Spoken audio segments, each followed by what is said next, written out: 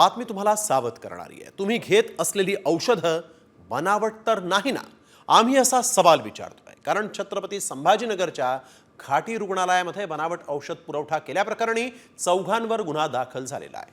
या प्रकरणात अन्न आणि औषध प्रशासनानं बनावट औषधांचा काळाबाजार करणारं एक मोठं रॅकेट इथं कार्यरत असण्याची शक्यता वर्तवलेली आहे। तर नेमकी कशी सुरू आहे ही बनावट औषध पुरवठ्याची साखळी पाहूयात।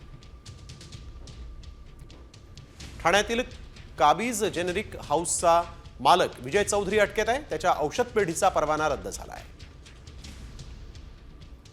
विजयनं काबीज जेनेरिक हाऊसच्या नावे बनावट औषधांची खरेदी करून ती मिहिर त्रिवेदीच्या जेनेरिक एजला विकली होती।